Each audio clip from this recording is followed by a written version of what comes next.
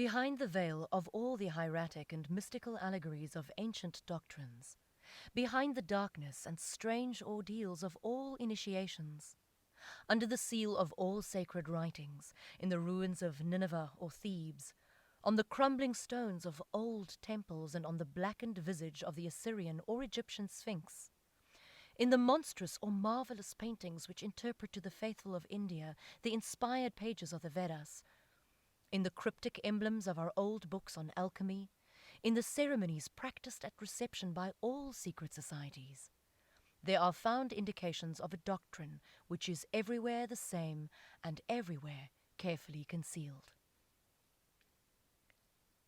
Occult philosophy seems to have been the nurse or godmother of all intellectual forces, the key of all divine obscurities and the absolute queen of society in those ages, when it was reserved exclusively for the education of priests and of kings.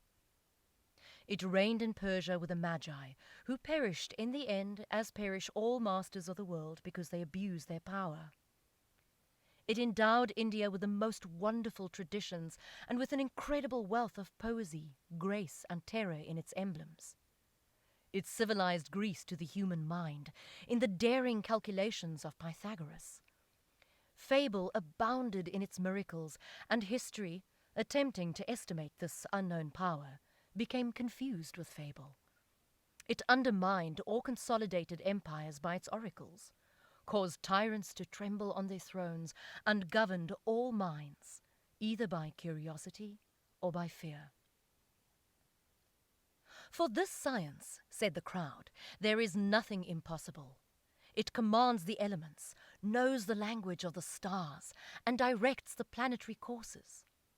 When it speaks, the moon falls blood-red from heaven. The dead rise in their graves and mutter ominous words as the night wind blows through their skulls. As the night wind blows through their skulls. Mistress of love or of hate, occult science can dispense paradise or hell at its pleasure to human hearts. It disposes of all forms and confers beauty or ugliness. With the wand of Kirke, it changes men into brutes and animals alternately into men.